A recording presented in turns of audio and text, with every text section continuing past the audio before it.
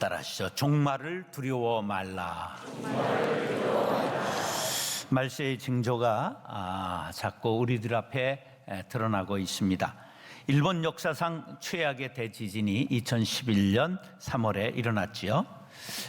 인류 역사상 기록된 것으로 발견한 것으로는 5번째였다고 말하는 진도 9.0의 엄청난 대지진이었습니다. 그 위력이 얼마나 무서웠는지 지진 이후에 닥친 쓰나미로 우리들의 가슴을 서늘하게 했습니다.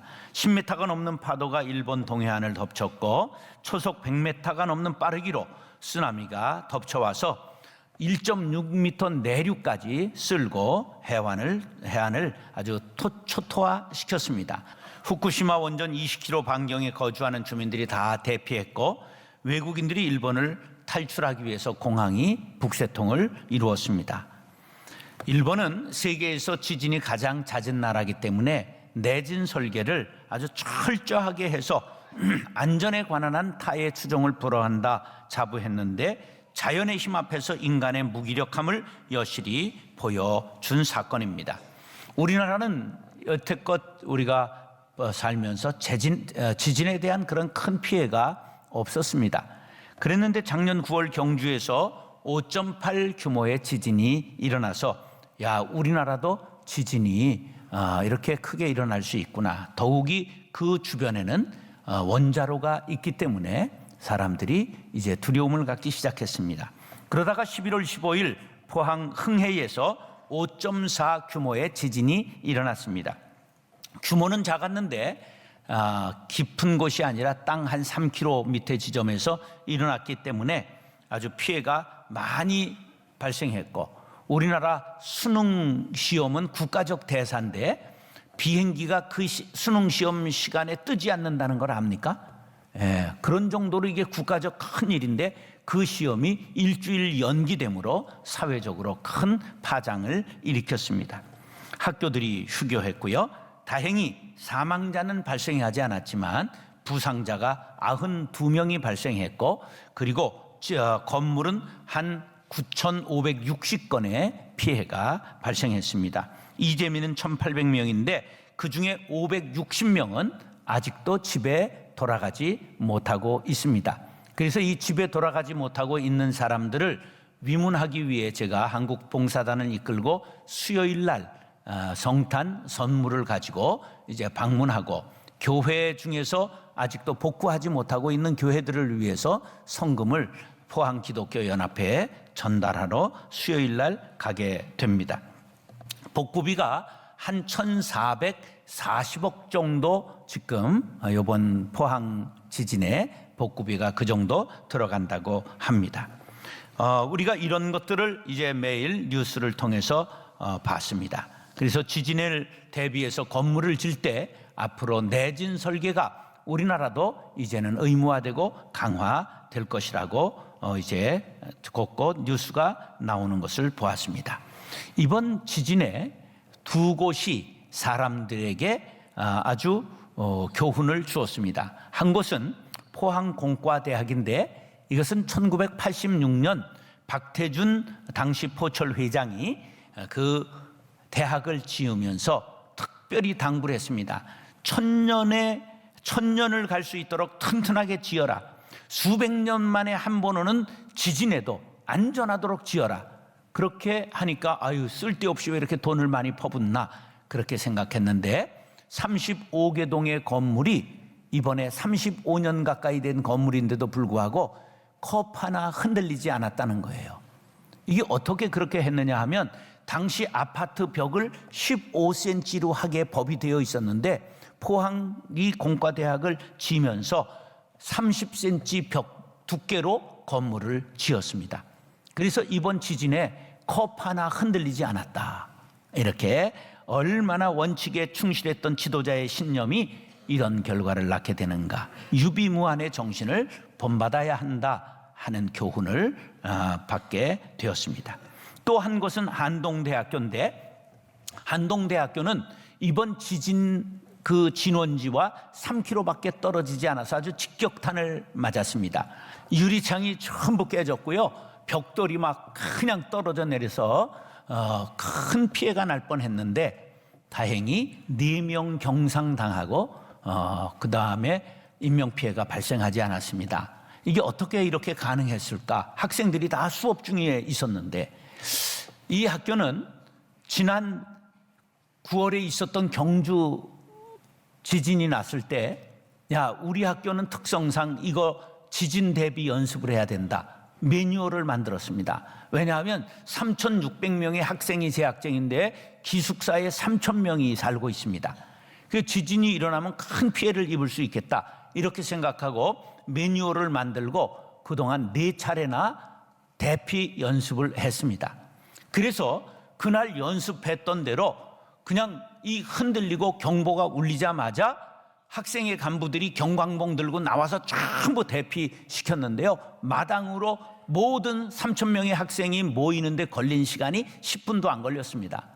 그래서 한 명도 이렇게 중상을 입은 사람 없이 벽돌 튀어서 다친 정도의 4명만 다치고 일이 깨끗하게 끝났어요.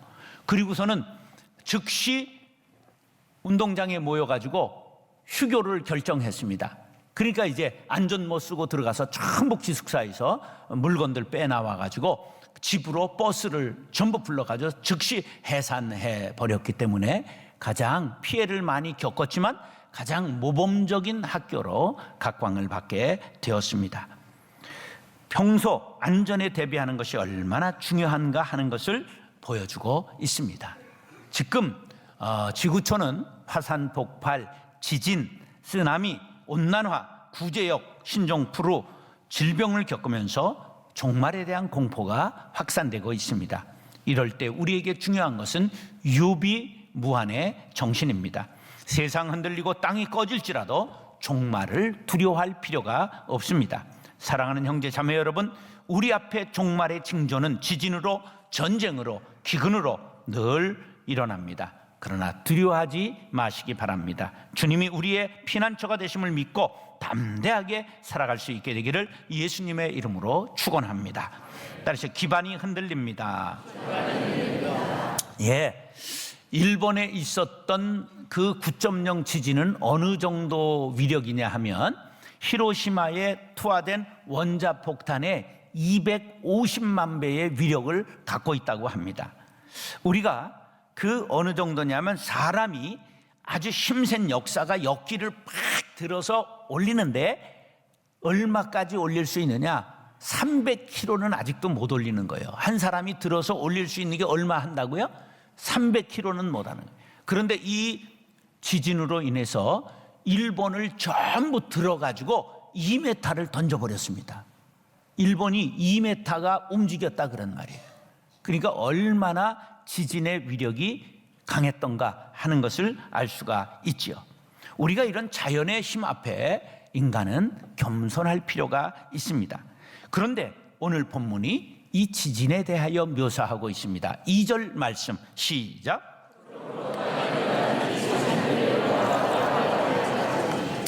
자, 땅이 변하고 산이 흔들려 바다 가운데 빠진다, 이런 상황을 묘사하고 있습니다.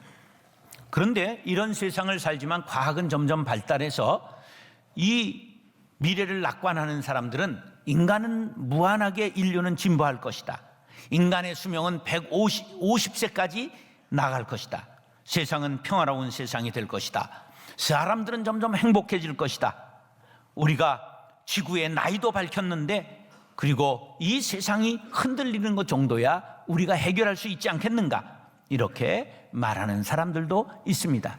그러나 성경은 이렇게 경고합니다. 데살로니가전서 5장 3절 말씀 시작.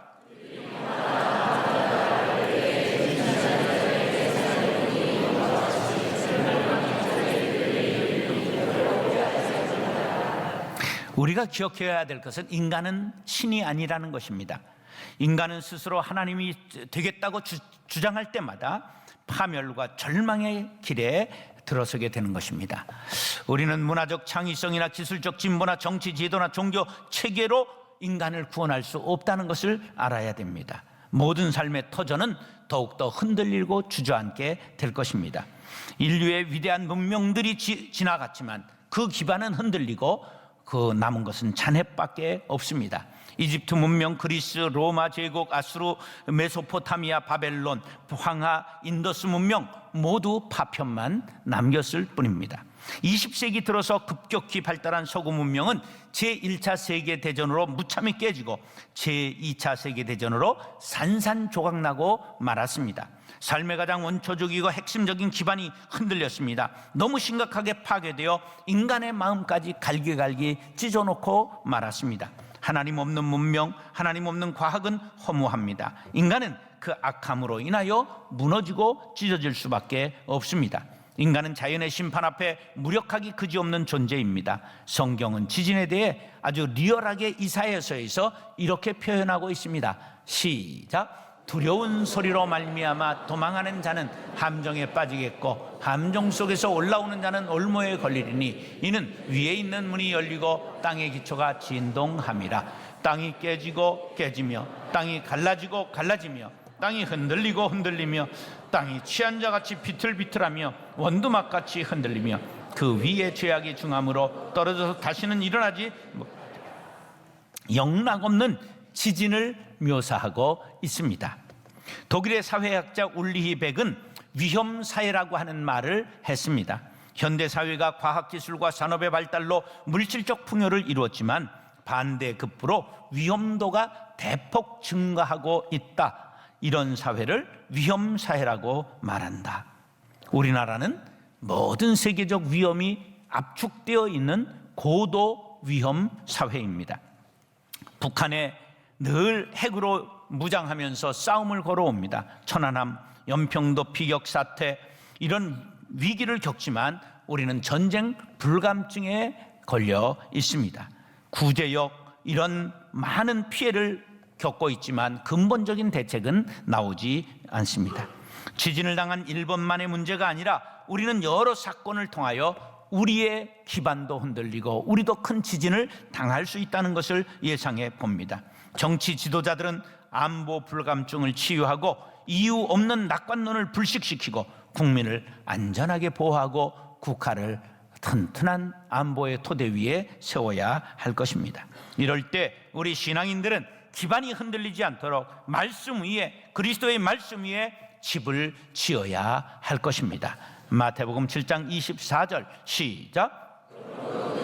나의 이 말을 듣고 행하는 자는 그 집을 반석 위에 지은 지혜로운 사람 같으리니. 할렐루야. 사랑하는 형제 자매 여러분, 세상 모두 흔들리고 그래 다 사람들이 떠난다 해도 안전한 반석 되시는 예수 그리스도의 말씀 위에 집을 짓고 견고히 서는 지혜자들이 될 수 있기를 예수님의 이름으로 축원합니다. 다시 물이 덮쳐옵니다. 지진보다 더 무서운 것이 쓰나미라고 하는 걸 우리에게 여실히 보여준 것이 바로 2004년 동남아에 일어난 쓰나미 때문이었습니다. 이때 30만 명 이상이 사망을 했습니다. 쓰나미는 어떻게 발생하느냐 하면 수심 1000m 넘는 바다에서 발생을 하는데 지진이 옆으로 흔들리는 게 아니라 상하로 흔들리는 지진이 일어날 때 쓰나미가 일어난다고 하는 것입니다. 그런데 이 속도가 얼마나 빠르냐면 1시간에 800km, 1초에 100m로 달려가기 때문에 사람이 도무지 피할 수가 없다는 것이지요. 이게 3절 말씀에 이런 쓰나미를 묘사하고 있는 말씀이 나옵니다. 시작.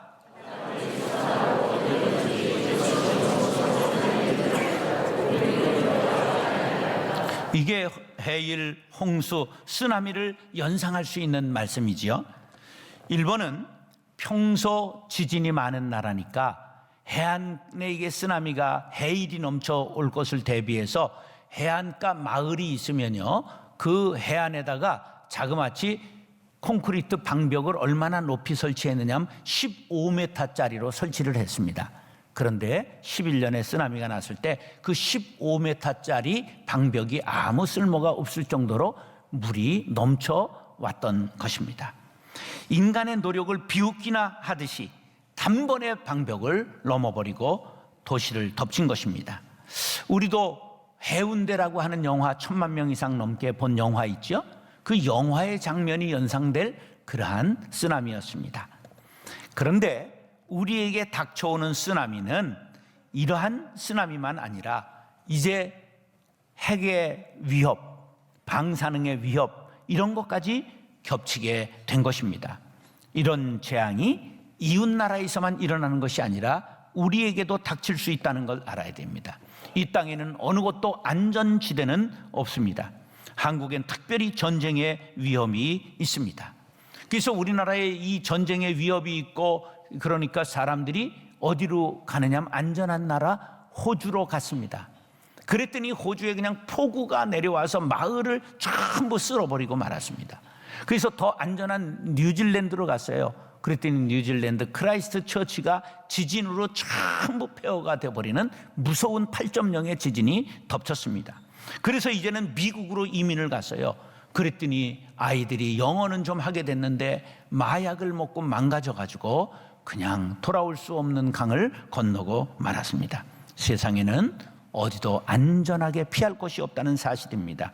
어디에나 지진이 있고 쓰나미가 있고 홍수가 덮쳐옵니다. 성경에는 물을 두 가지로 상징하지요. 하나는 생명을 상징하고 심판을 상징합니다. 노아의 홍수는 바로 물로 세상을 심판하신, 그래서 심판의 상징이 된 것입니다.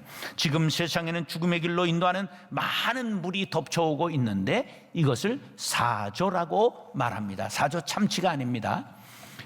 한 시대의 일반적인 사상의 흐름을 사조라고 말합니다. 황금만능주의, 생명경시풍조, 과학만능주의, 쾌락제일주의, 인본주의 등의 사조가 홍수처럼 우리에게 덮쳐오고 있습니다. 황금을 신처럼 여기고 낙태와 살상을 일삼고 과학이 모든 것을 해결해 주리라 생각하고 인간이 모든 것의 주인이 된다고 생각하면서 인간은 충분히 자유롭고 쾌락을 즐길 자격이 있다고 성을 개방하고 동성연애를 하고 자유등을 외치며 점점 하나님의 법도에서 멀어지고 있습니다. 하나님은 이런 세상을 심판하겠다고 성경에서 여러 차례 경고하고 있습니다. 처음 심판이 홍수 심판이었다고 한다면 다음 심판은 불로 심판할 것이라고 베드로후서 3장 10절로 13절은 이와 같이 말씀합니다. 시작.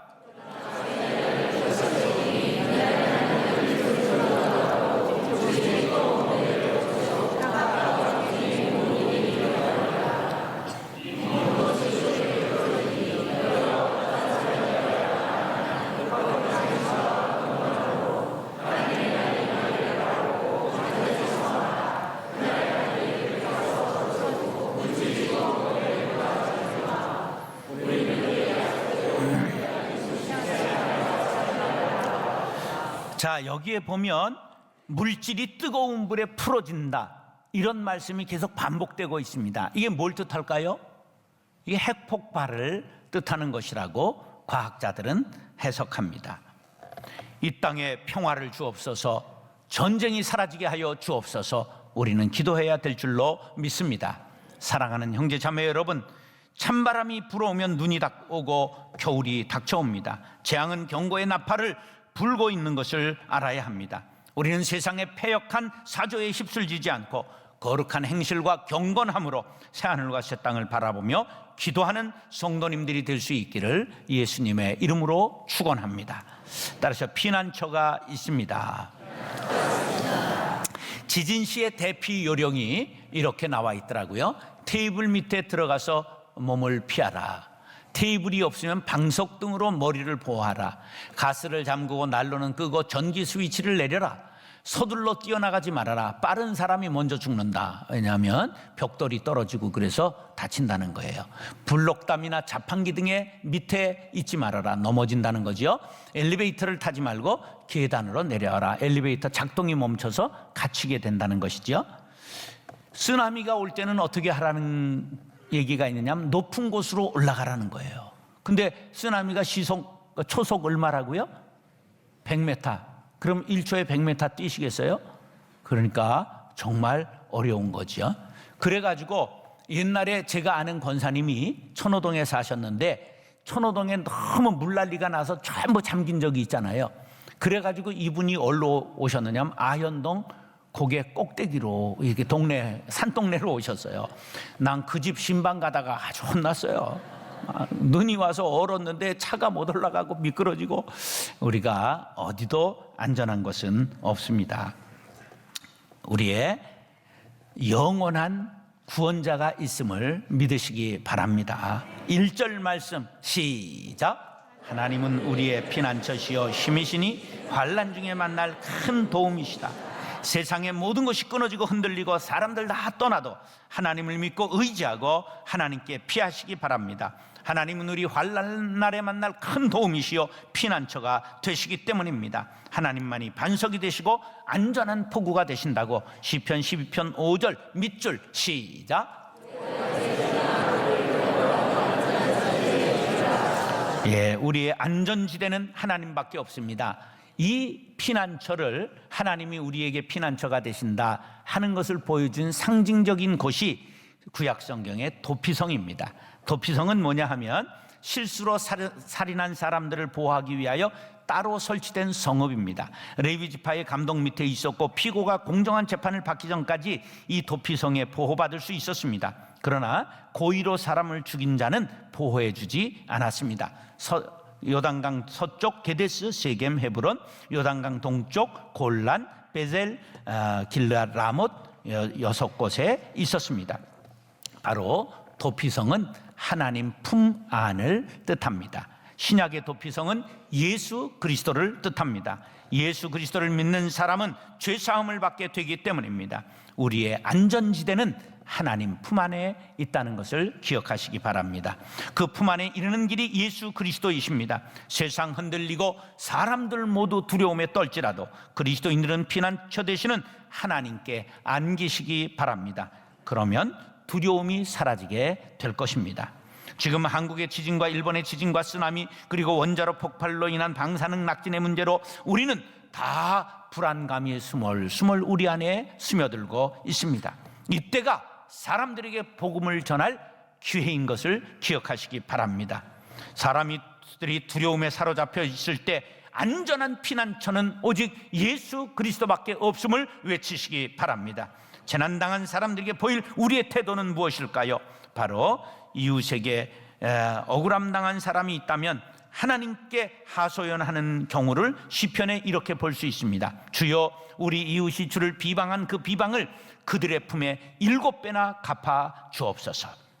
기도는 꾸미면서 하는 것이 아닙니다. 마음속에서 터져 나오는 것입니다. 그러니까 아픔이 있고 원한이 있으면 하나님 저 왼수 7배나 갚아 주옵소서, 이렇게 기도하는 게 인간입니다. 그러나 그럼에도 불구하고 거듭난 그리스도인은 원수까지도 사랑하라 하신 예수님의 말씀을 실천해야 합니다. 마태복음 5장 44절 시작. 나는 너희에게 이르노니 너희 원수를 사랑하며 너희를 박해하는 자를 위하여 기도하라. 이때가 이웃을 사랑하라, 원수를 사랑하라 하신 주님의 말씀을 우리가 실천할 수 있는 절호의 찬스입니다. 방사능처럼 스며들어오는 두려움을 어떻게 해야 할까요? 우리는 인간의 연약함을 깨닫고 무너지지 않는 굳건한 반석 되시는 예수님을 의지해야 합니다. 세상에는 영원한 것이 없습니다. 인간이 만든 것은 완전한 것이 없습니다. 영원하신 하나님께 피하시기 바랍니다. 그리고 죽음은 끝이 아니라 또 다른 시작이며 예수 안에 영원한 생명이 있음을 믿고 길이요 생명 되시는 예수님께 피하시기 바랍니다. 그러면 두려움이 사라지고 주께서 주시는 참된 평안이 우리의 심령이 가득 차게 될 줄로 믿습니다. 무너지지 않고 영원한 것은 하나님밖에 없습니다. 피난처 되시는 하나님께 나오십시오 외치시기 바랍니다. 피난처 있으니 환난을 당한 자 이리 오라. 땅들이 변하고 물결이 일어나 산 위에 넘치되 두렵지 않네. 우리 끝날 때 오늘 이 찬송 부르시겠습니다. 그렇습니다. 과학의 힘으로 원자력 발전소를 돌려 불을 밝히고 우주를 탐험하고 인간의 생명을 연장하고 행복한 미래를 약속하지만 그것이 더 큰 불행을 초래할 수 있다는 것을 우리는 알게 되었습니다. 인간이 만든 것은 영원한 피난처가 될 수 없습니다. 하나님만이 우리의 영원한 피난처 되심을 믿으시면 아멘 하시기 바랍니다. 시편 94편 22절 말씀 시작. 할렐루야. 사랑하는 형제 자매 여러분, 두려워하지 마십시오. 안전한 피난처 되시는 하나님께 피하시기 바랍니다. 환난 중에도 담대하며 피난처 되시는 하나님께 피하여 영원한 생명을 누릴 수 있게 되기를 예수님의 이름으로 축원합니다.